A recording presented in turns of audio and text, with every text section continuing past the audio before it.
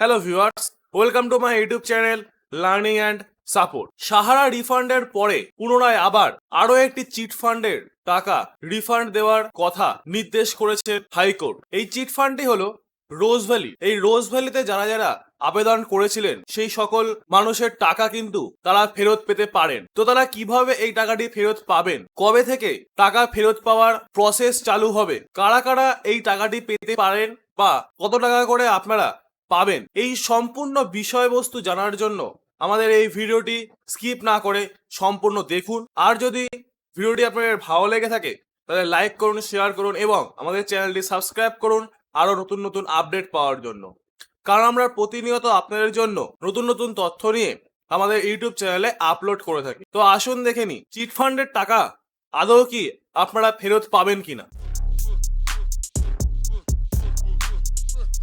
রোজ valley cheat ফান্ডের সমস্ত টাকা 2024 সালেই ফেরত পাবেন আমানতকারীরা। কলকাতা হাইকোর্টের নির্দেশে রোজ ভ্যালিতে প্রতারিত মানুষরা যাতে টাকা ফিরে পান সেই জন্য প্রাক্তন বিচারপতি দিলীপ সেনের নেতৃত্বে গঠন করা হয়েছিল একটি কমিশন। বিচারপতি অরিজিৎ বন্দ্যোপাধ্যায়ের বেঞ্চ টাকা ফেরত দেওয়ার জন্য একটি নির্দিষ্ট ওয়েবসাইট তৈরি করার নির্দেশও দিয়েছিলেন। সূত্রের খবর, টাকা ফেরত দেওয়ার প্রাথমিক ধাপ হিসাবে ওই ওয়েবসাইটটি তৈরির কাজ শুরু হয়ে গিয়েছে। একটি সংস্থাকে সংশ্লিষ্ট কাজের জন্য বরাত দেওয়া হয়েছে। জানুয়ারি মাসের প্রথম সপ্তাহে সেই কাজ শেষ হওয়ার সম্ভাবনা। ফলে এই ওয়েবসাইটে আবেদন করলে ধাপে ধাপে টাকা পাবেন আমানতকারীরা। কোন আমানতকারীরা প্রথমে টাকা পাবেন? প্রাথমিকভাবে জানা যাচ্ছে যে সমস্ত আমানতকারীদের টাকার অঙ্কটা 5,000-এর মধ্যে, তারা প্রথমে টাকা ফেরত পাবেন। এই সিদ্ধান্ত নেওয়া হয়েছে কমিশনের তরফ। তারপর অন্যান্যদের টাকা ধাপে ধাপে মেটানো হবে। কোথা থেকে আসবে এই টাকা? স্বাভাবিকভাবে প্রশ্ন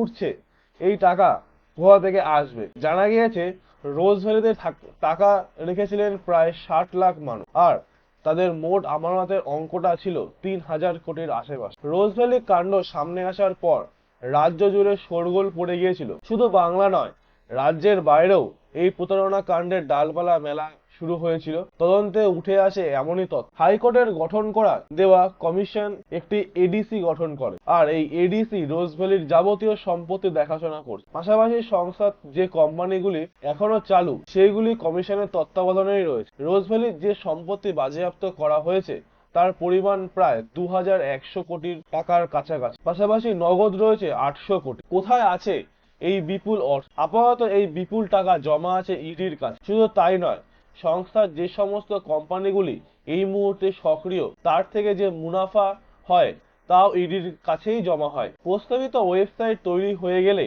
যাবতীয় নিয়ম মোতাবেক করে এই অর্থ ইডি অর্থ কমিশনকে দেবে। তো দর্শক বন্ধুগণ, আজকের ভিডিওটি এই পর্যন্তই। যদি আপনাদের জানতে হয় কিভাবে অনলাইনের মাধ্যমে রোজ ভ্যালি চিট ফান্ডের টাকা ফেরত পাবেন, তার জন্য আমাদের এই চ্যানেলটি অবশ্যই সাবস্ক্রাইব করুন আর পাশে থাকা বেল আইকনটিও ক্লিক করে রাখুন। আর যদি আমাদের এই ভিডিওটি আপনাদের ভালো লেগে থাকে তাহলে লাইক করুন, শেয়ার করুন এবং আমাদের চ্যানেলটি সাবস্ক্রাইব করুন আর নতুন নতুন আপডেট পাওয়ার জন্য। কারণ আমরা প্রতিনিয়ত আপনাদের জন্য নতুন নতুন তথ্য নিয়ে আমাদের ইউটিউব চ্যানেলে আপলোড করে থাকি। দেখা হচ্ছে পরের ভিডিওতে।